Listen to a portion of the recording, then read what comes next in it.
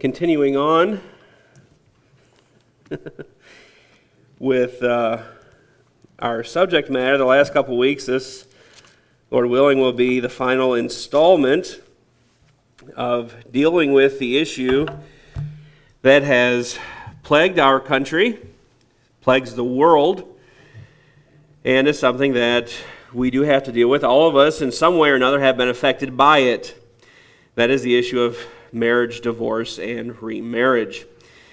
So I'd invite you to turn to 1 Corinthians chapter 7. I want to go ahead and try to, in this, have tried to deal with it as thoroughly as I can. If I were to try to chase every rabbit and deal with every single issue, we would be here for aeons trying to untangle everything. But 1 Corinthians chapter 7. Now, as Paul deals with some marriage issues in 1 Corinthians chapter 7, he is dealing based upon some of the things that Jesus taught.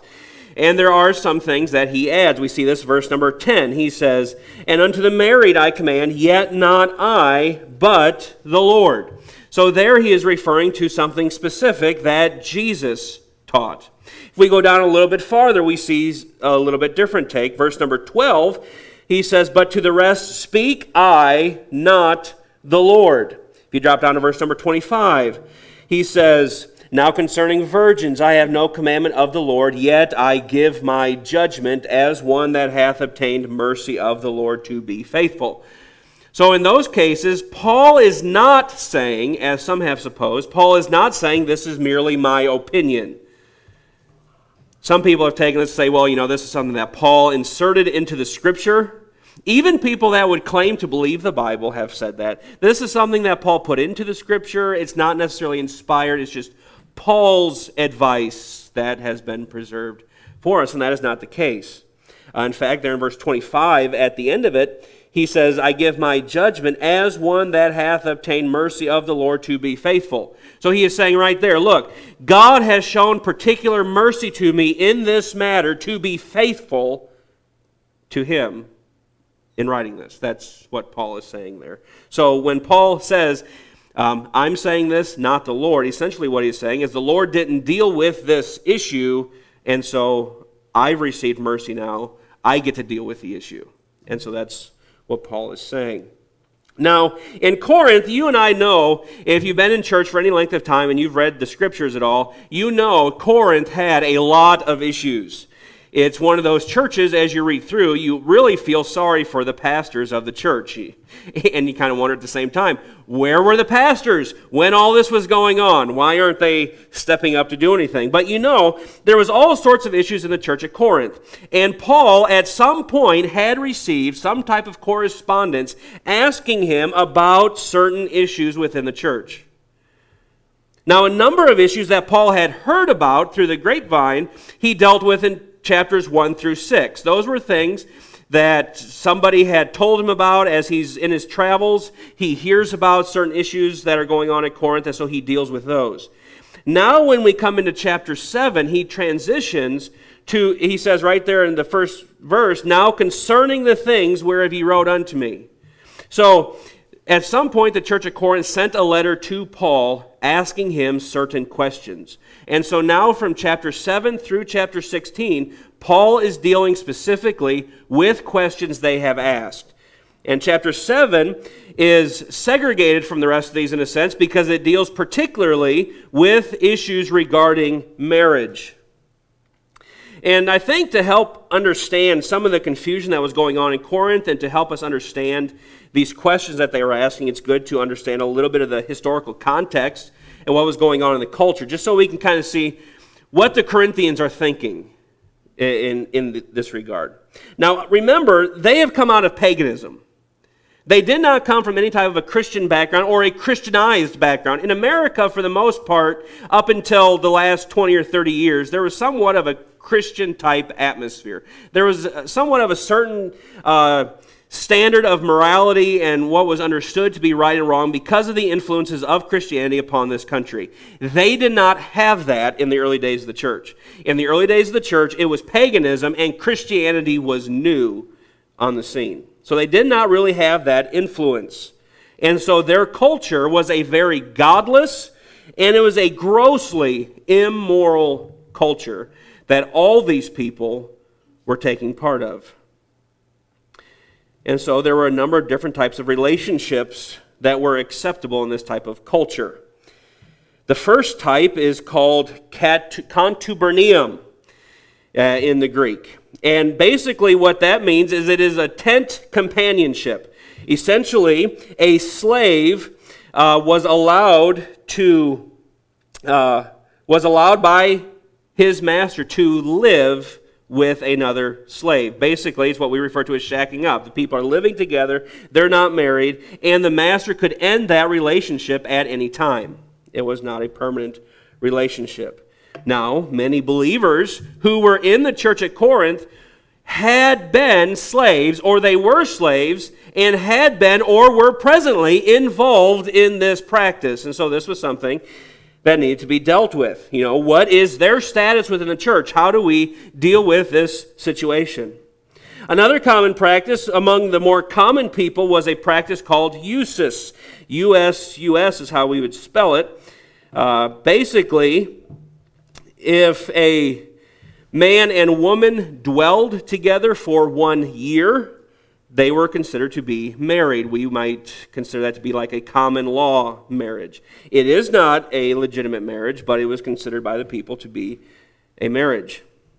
Another one was coemptio in manum. And this is marriage by sale. Basically, if a man wanted to get married, he could find a man who was poor, and he could basically buy his daughter off of him for any amount of money, and she would automatically become his wife. It was kind of a dowry type of system. Now, if you happen to be privileged enough to be in the upper class, they had a practice that was called, I'm going to give it a shot, conferriatio. And it would be very familiar to us. Basically, in this joining of a relationship, there was a ceremony, there was the joining of hands, there was the saying of vows, there was the praying of prayers to Jupiter and to Juno, and they had rings. Apparently, at this period of time, somebody by the name of Annulus Gellius had this strange practice of cutting up corpses. And basically, he discovered that there was a nerve that ran from the third finger on the left hand to the heart, and that's where they should put the rings. And so it became a common practice at that time in paganism to put a wedding ring on the third finger of the left hand. And they also had wreaths, veils, flowers, and cake. So if you want to know where our marriage practices come from, it comes from pagan Rome and was standardized by Roman Catholicism, just in case anybody is curious about where that came from. But that was one of their practices. Now, obviously, within the Roman Empire, the moral character was extremely low, and divorce rates were extremely high within that environment. And with slaves, marriage didn't exist at all. You were not allowed to be married. In fact, they had a regular rotation of sexual partners. Within the Roman cultures, men did have wives for the purpose of cooking, keeping house, having children, and they had concubines for sexual purposes. Also, what was going on in the Roman Empire at this time was a women's liberation movement. Some women refused to stay by their husbands and left them. It became a common thing for the women to, I'm independent, I don't need the man, I'm done with you. And so they began to divorce their husbands. One writer describes the women as immodest, saying that they wear helmets, they hate their own sex, and they delight in feats of strength. Sounds like a problem that we have in our day. Another writer says that she lords over her husband, but before long vacates her kingdom and flints from house to house, wearing out her bridal veil. So she's constantly getting married and divorced. So marriage was a disaster in that day, much like it is in our day, when a great majority of the population has experienced at least one, if not multiple, divorces within their lifetime. And so these people have now come to Christ. out of this culture. They are beginning to learn God's standards, and they have all sorts of questions. All of them are dealing with these issues, these practices from their past, from this mess that they've come out of. How do we deal with these issues? What is our status within the church? How do we unscramble the egg, so to speak? And so this is what Paul is dealing with. Now, we're going to go through this chapter, and I'm going to go through it fairly quickly. And I don't think it needs to be, I don't think we need to go in depth. The scriptures are pretty clear. But I think a good way to understand this is to deal with this on the basis of questions and answers. We don't know specifically what questions were asked as far as the wording is concerned, but we do know approximately what questions were asked because Paul is giving the answers here. So we can assume, in essence, the questions that were asked, and then we have Paul's answers. And so we want to look at it from that perspective. There were in the church people that were like Mother Ann Lee, who was the mother of none, and she started a group called the Shakers. Some of you have probably heard of them. And basically, the Shakers believed that all sexual relationships were wrong. Didn't matter whether you were married or not. All of them are wrong. They're sinful. And so as you can imagine, that movement died out fairly quickly because there's no more supporters for it. But the first question that Paul would have been asked is this: is celibacy the best option? In essence, is it best to just not get married and abstain from any type of sexual relations in marriage? And so Paul deals with this in verse number 1 and 2. Now concerning the things whereof he wrote unto me, it is good for a man not to touch a woman. Nevertheless, to avoid fornication, let every man have his own wife, and let every woman have her own husband. That expression there, to touch a woman, is dealing with sexual relations. It is a euphemism. It is not talking about shaking hands. It is not talking about holding hands. It is not talking about just your average, typical, like we would think of touching somebody. Yeah, that would make it very difficult to baptize a woman if you couldn't touch them at all. But this idea is a euphemism for sexual relations. We see it in Genesis 20 and verse 6 with Abimelech. It says, God said unto him in a dream, Yea, I know that thou didst this in the integrity of thy heart, for I also withheld thee from sinning against me, therefore I suffered thee not to touch her. You remember that whole situation, Abraham and Sarah. Abimelech kind of gets his eye on Sarah. Abraham says, well, tell him you're my sister, that way I don't die. Abimelech takes her for the purpose of making her his wife. And then God comes to him, you are a dead man. And then they have that conversation. And God says, I know that you did it out of the integrity of your heart. That's why you weren't allowed to have any relations with her. But so in essence what Paul is saying, it is good. It is okay. Celibacy is okay. It is okay not to marry. You don't have to. You know, we have a tendency to do that in churches today. We find some good-looking person, they come of age, is like, when are you going to get married? You're 20, 30 years old. Hey, you might want to consider getting married now before it gets to be too late. They don't have to get married. In fact, Paul says it's good if they don't. Nevertheless, verse 2, to avoid fornication, let every man have his own wife and every woman her own husband. So the general rule would be, get married. Because it is a sex-saturated culture, get married. Because it's going to be a temptation, it is going to be difficult to abstain, get married. But singleness is okay as long as you are able to control your sexual desire. Jesus said this in Matthew chapter 19. His disciples said unto him, remember, Jesus told the people, if a man put away his wife, saving for the cause of fornication, and marries another, he commits adultery. And the disciples say, well, if the case of the man be so, if I can't divorce her for any other reason than fornication being involved, then it is good not to marry. And Jesus says, but he said unto them, all men cannot receive this saying, save they to whom it is given. For there are some eunuchs which were so born from their mother's womb, and there were some eunuchs which were made eunuchs of men, and there be eunuchs which have made themselves eunuchs for the kingdom of heaven's sake. Now notice he says, he that is able to receive it, let him receive it. So if you are able and content to be single, then that's okay. Let them be single. But if they can't, let them marry. So the norm would be to get married, and God designed marriage for particular purposes. Marriage is good. He tells us in Genesis 1:28, it is for the purpose of procreation.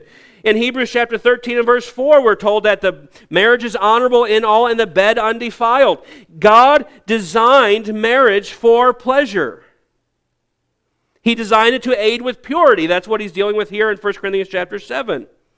He designed it for companionship in Malachi chapter number 2. She is thy companion and the wife of thy covenant. He also designed it for the protection and the care of women.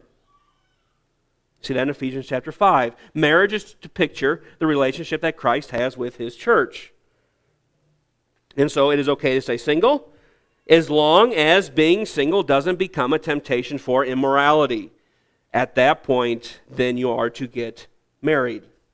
Second question. Is sex sinful and something to be avoided? Now, there have been people down through church history that have held this view.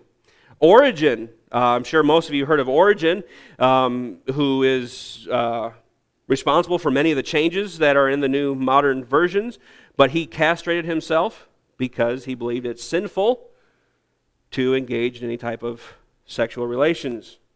Also, a little bit farther down, you have a disciple of his, Augustine. Augustine came out of a grossly immoral background, and after his supposed conversion to Christianity, he said that sex is wrong. He says it's sinful, even though he was married. He says it is a necessary evil for the purpose of procreation. Otherwise, it is an evil thing. And so it's not hard to understand. In this culture that is grossly immoral, in the church of Corinth, a culture that's grossly immoral, people are now coming to Christ and they want to distance themselves from their past and from the culture. And so they would ask this question: is it wrong to engage in sexual practice? Not just in being single, that's not the context here, but as far as being married. Should we abstain from this? And not only because of the culture, but because they themselves had engaged in this practice before their conversion, now coming into marriage, they bring this past guilt with them.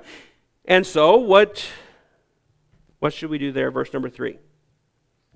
Let the husband render unto the wife due benevolence. That is a very modest way of speaking of sexual relations. Let the husband render unto the wife due benevolence, and likewise also the wife unto the husband. He says that physical affection is due to the spouse. It is the duty of each to give this physical affection. So much so, notice what he says in verse number 4, the wife hath not power of her own body, but the husband.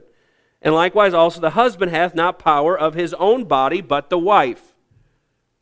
See, when you get married, the authority of being your own goes away. And therefore the wife does not have the right to say no to her husband, nor does the husband have the right to say no to his wife. It is something that is due to the spouse. The word power there means authority. The wife doesn't have the authority to neglect her husband in that way, nor does the husband have the authority to neglect his wife.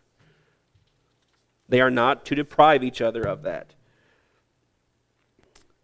Some can take the high road and not get married, and that's okay, if you can do that.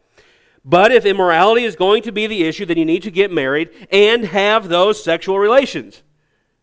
It's not something to abstain from. Notice verse 5. There is some qualifiers on this. There are times where it may be necessary to not engage. So verse 5. Defraud ye not one the other, except, notice there's 3 qualifiers here, except to be with consent, for a time, and that ye may give yourselves to fasting and prayer. So, abstaining requires permission and agreement between the two that it's okay.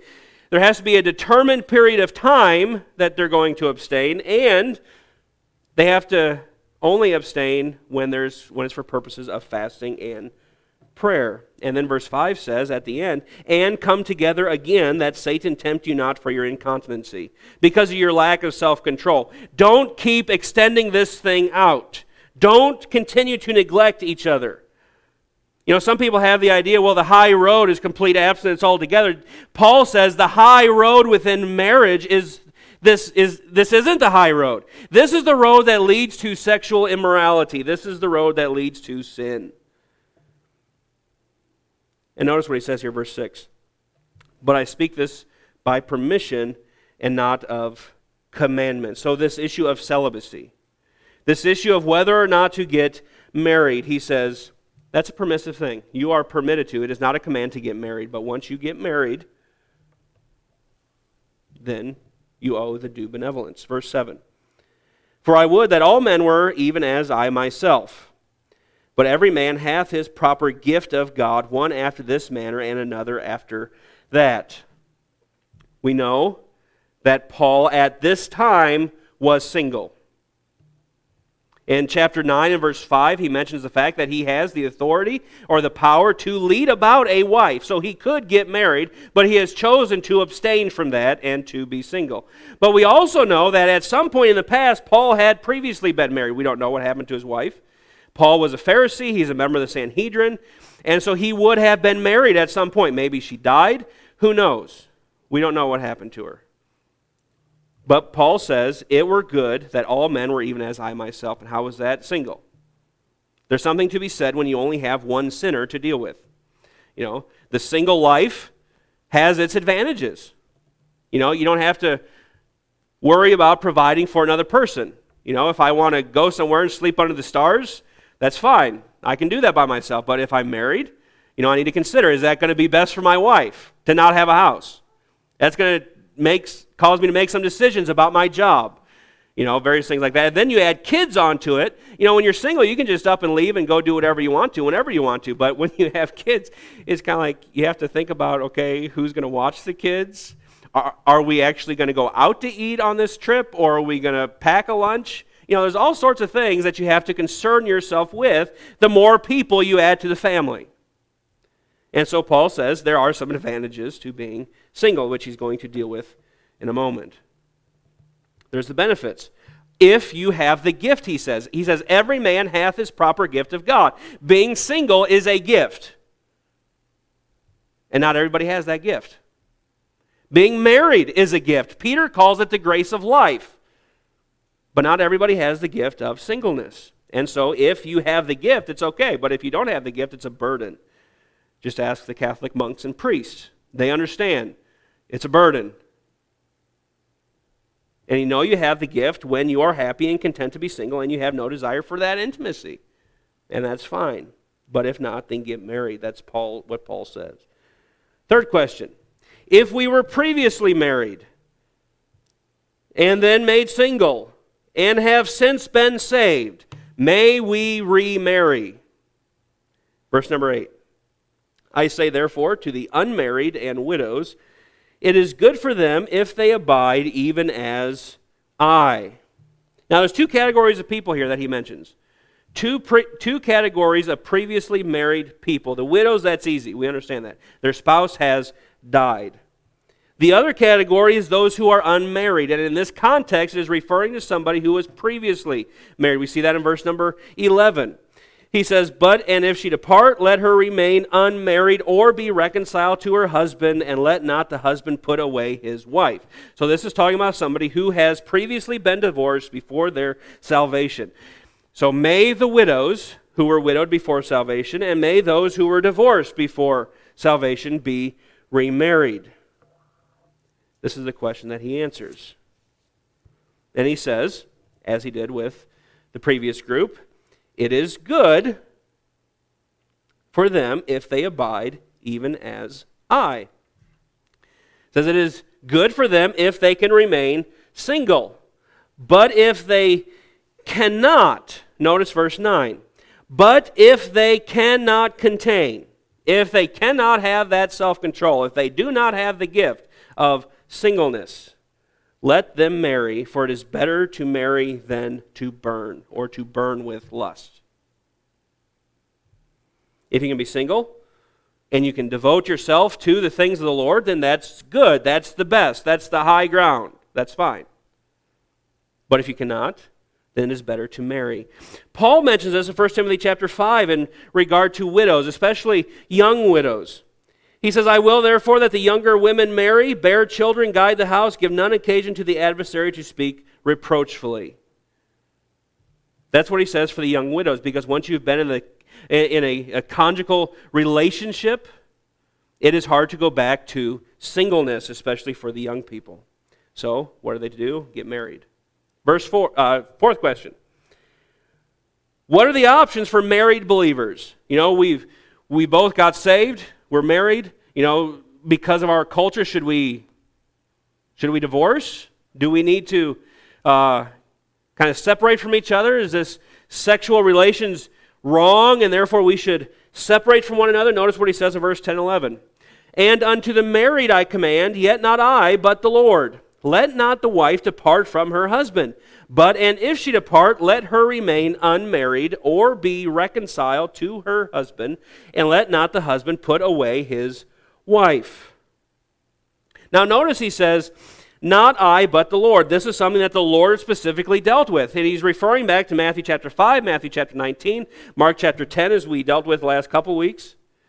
God hates divorce. That is the all-time standard. God hates divorce. So, if you're married, don't get divorced. That's God's ideal. That's God's standard. But, as you know, even among Christians, there are things that take place, and regardless of what God says, people divorce. So what are they to do? Stay single. You cannot get remarried. You are to remain unmarried or be reconciled to your spouse. And this is the instruction for believers. With two believers, there can always be forgiveness. There can always be restoration. They can work this thing out with God's help because they are His children.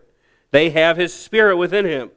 And we know that this part is for believers, two believers, because the next question deals with a believing spouse and a non-believing spouse. So what about a situation of a believer who is married to an unbeliever? What then?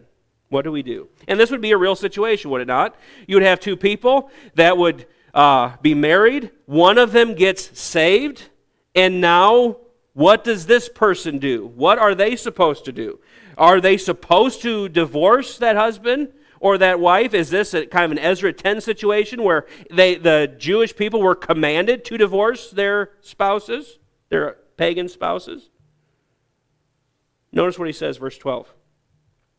But to the rest speak I, not the Lord. So the Lord didn't deal with this situation. Jesus dealt with the situation of the misunderstanding of the Pharisees regarding Deuteronomy 24. That is not what's being dealt with here. It says, to the rest speak I, not the Lord. If any brother hath a wife that believeth not, and she be pleased to dwell with him, let him not put her away.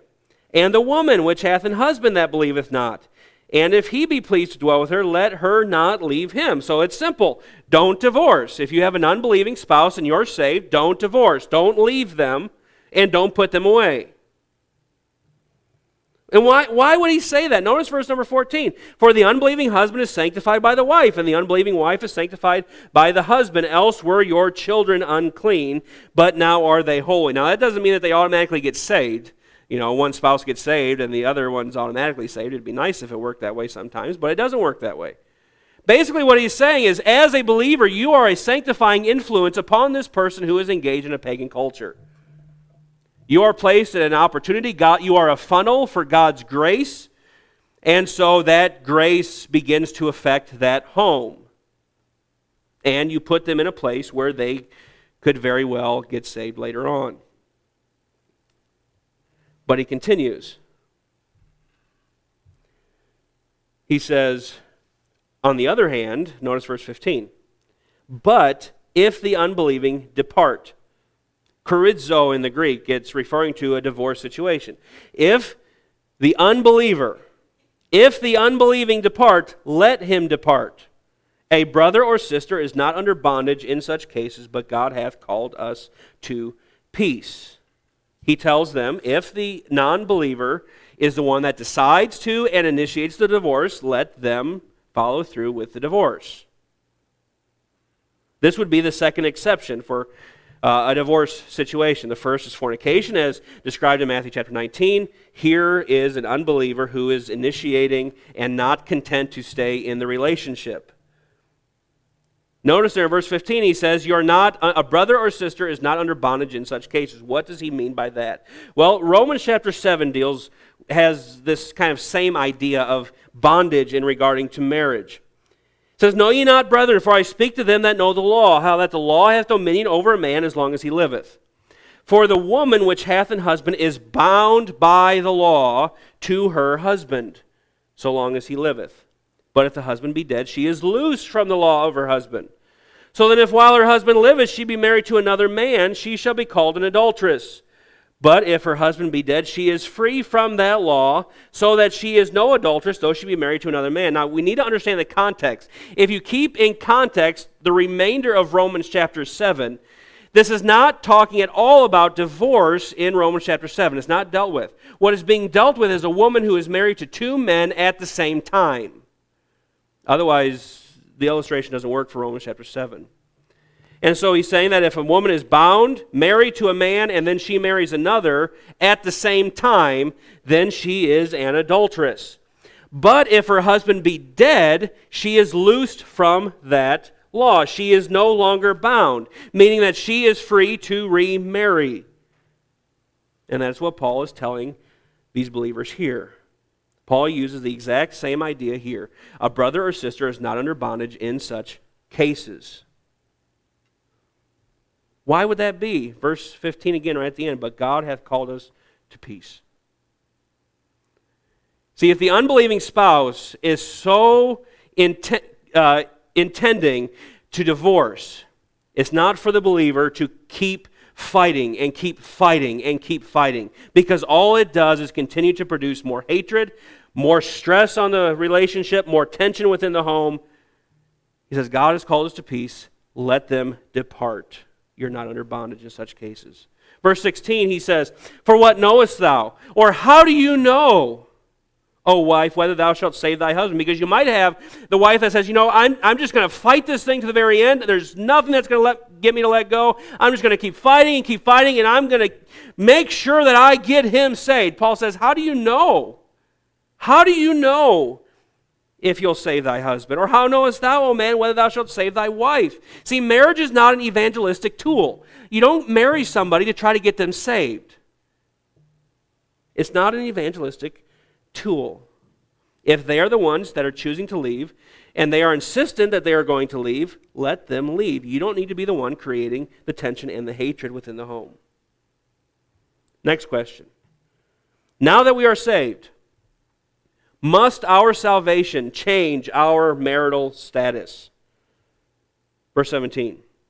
"But as God hath distributed to every man, as Lord hath called every one, so let him walk, and so ordain I in all the churches." So basically, when you get saved, whatever your marital status is, stay in that. If you're married, stay married. If you're single, stay single if you can. And then he gives some examples here. Verses 18 to 24. He says, "Is any man called being circumcised or a Jew? Let him not become uncircumcised." You can't un-Jew yourself. "Is any called in uncircumcision? Let him not be circumcised. Circumcision is nothing and uncircumcision is nothing but the keeping of the commandments of God." He says, you don't have to get uncircumcised, you don't have to become circumcised, but you do need to keep God's commandments. That's what matters. "Let every man abide in the same calling wherein he was called. Art thou called being a servant? Care not for it. But if thou mayest be made free, use it rather." So if you're saved and you're a servant, you're still a servant after you get saved. It doesn't change that. But if you have the opportunity to get out of it, then get out of your slavery. And that's talking about slavery, not marriage. For he that is called in the Lord, being a servant, is the Lord's free man. Likewise also he that is called being free is Christ's servant. If you're free, don't make yourself a servant to somebody once you're saved. He says, ye are bought with a price. Be not ye the servants of men. Brethren, let every man wherein he is called, therein abide with God. So in essence, if you're single and you get saved, it's okay to stay single. If you're married and you get saved, stay married. It's simple as that.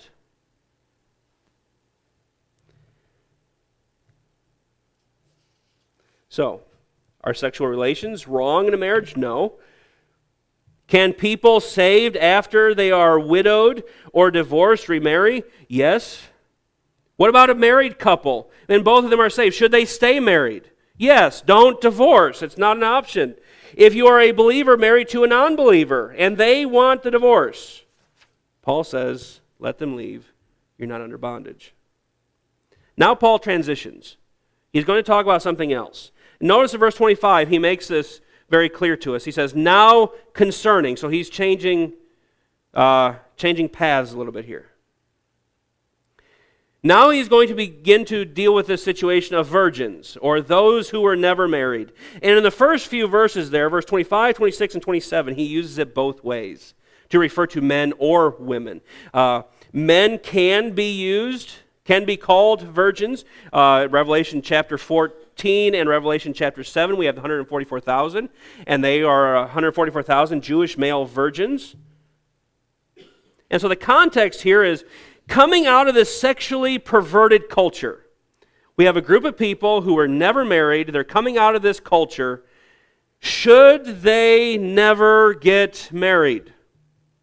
Should they never have to deal with it? Let's just completely abstain from any type of sexual relationship. Let's abstain from any type of marriage relationship. Let's just take the high road, never marry. Let's just keep ourselves completely holy.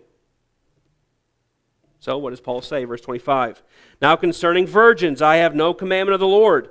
Yet I give my judgment as one that hath obtained mercy of the Lord to be faithful. I suppose, therefore, that this is good for the present distress, I say, that it is good for a man so to be.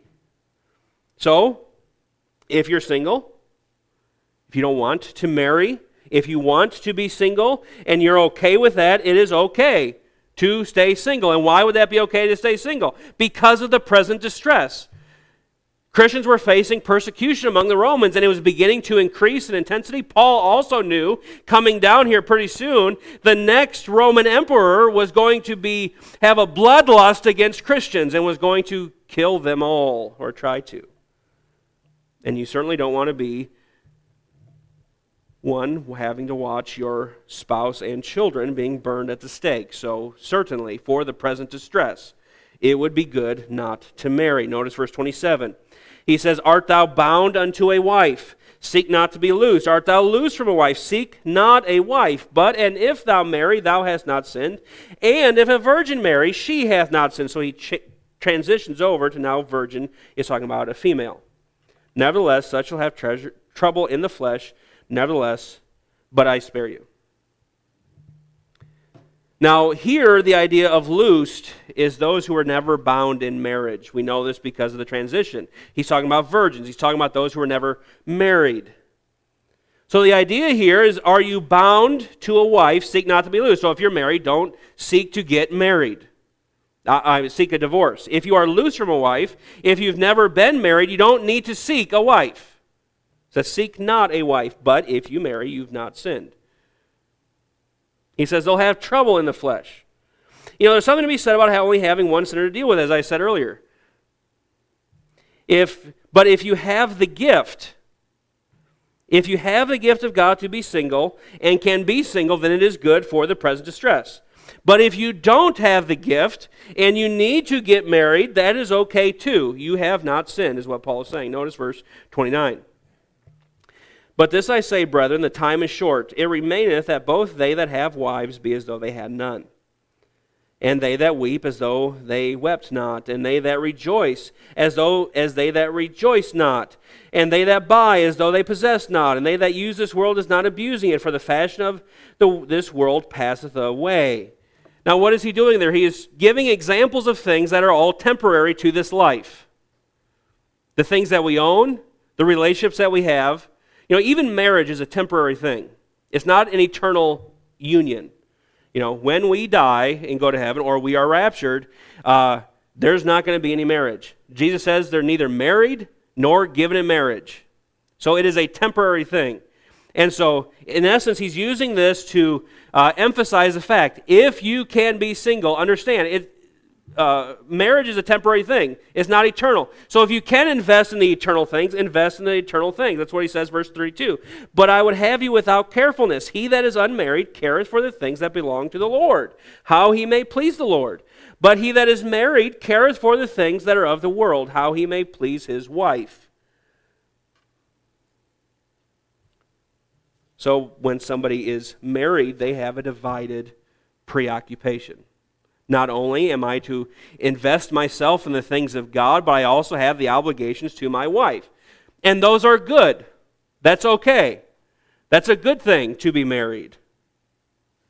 He's not downing marriage. He's just saying, look, you can't just invest yourself 100% in the things of the kingdom. You also have carnal things that you have to take care of as well in making sure your wife is provided for and helped. Notice he says, verse 34, there is a difference also between a wife and a virgin. The unmarried woman careth for the things of the Lord, that she may be holy both in body and spirit. But she that is married careth for the things that are of the world, how she may please her husband.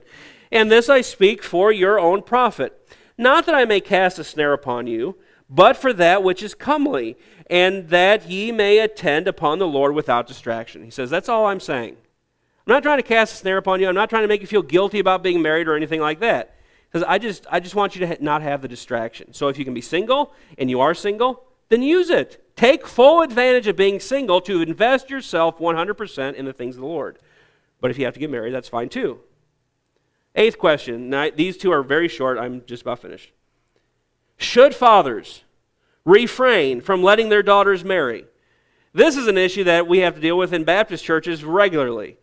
You get some man that says, bless God, this is a perverted culture. There's not a man in this world that's good enough for my daughter, and I'm going to make sure she stays single the rest of her life. There's no guy that's ever going to get to her, and I'm the dad, and I have the authority to say that. Well, that's not what Paul says. Notice what he says, verse 36. But if any man think that he behaveth himself uncomely toward his virgin. So in essence what's going on is you have a father that has made that vow. I'm going to keep my daughter for myself. Not in a bad way, but I'm going to keep her away from the things of the world. I'm going to keep her holy. I'm going to protect her. But man, she's really starting to give me some trouble about this thing. She's really asking, she's begging, she wants to get married. There's a guy in the church she's interested in. Am I doing the right thing? And so he says, well, if you think you're behaving yourself uncomely toward your virgin, if she pass the flower of her age, meaning if she comes of age, notice, and need so require, let him do what he will.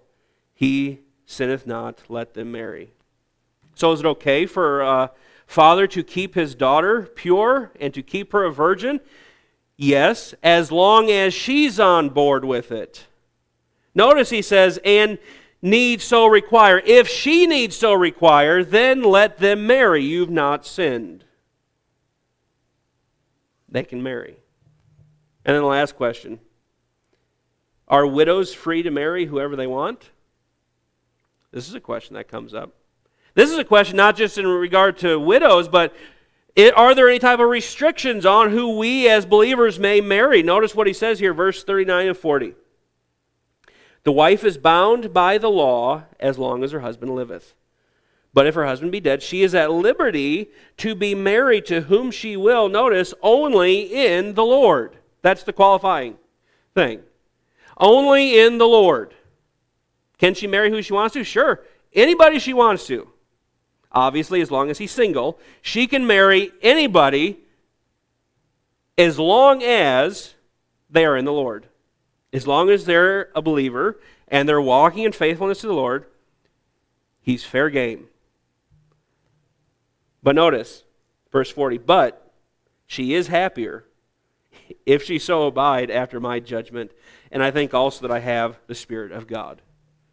Again, this whole thing goes back to the idea, if you can, if you are single and you can stay single, it's fine. It's good. You can devote yourself completely to the Lord. But if you can't, then get married. If you can't remain pure, it's better to marry, he says, than to burn. So, if you're single, marry. If you can or are okay to continue in singleness, that's okay if you have that gift. But remember, once you get married, you no longer have that gift. You can't decide to get married and then later on decide, well, this thing isn't working out. I think I have the gift of singleness now, so I'm going to get divorced. It doesn't work that way. Once you're married, that person is the right one. They are the will of God for you. If you're married, stay married. If you're saved and have a lost spouse and they want a divorce and they insist upon getting divorced, he says, let them leave. Now, some have the issue because they've been divorced on unbiblical grounds, or they've fallen into some immorality and wrecked their marriage, or maybe they've been divorced and remarried on unbiblical grounds. So what about them? What do we do with people in that situation? Well, they're sinners like the rest of us. Welcome to the club. We're all sinners. And it's very easy for those of us who maybe we haven't been in that type of a situation to sit in judgment of them. But we need to understand and remember that divorce and remarriage or divorce are not the unpardonable sin. God forgives.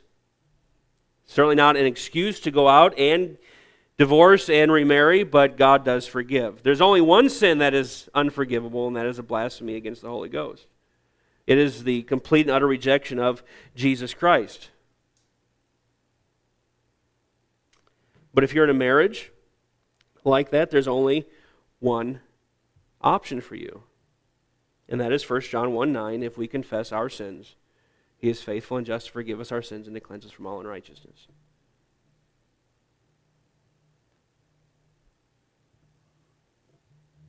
If you're in a marriage like that, confess it, make it right, and the marriage that you are in, make the most of it, and don't get divorced. Pretty simple. Let's pray. Father, thank you for this time now that you've given to us in your word. And Lord, somewhat of a uncomfortable message in the subject matter, but Lord, I pray that our hearts and minds would be open for what you have for us. Lord, I pray that you'll bless our fellowship that's coming. Lord, I pray that you'll bless our church. Can you help it to grow? And Lord, again, if there's somebody here that's not saved,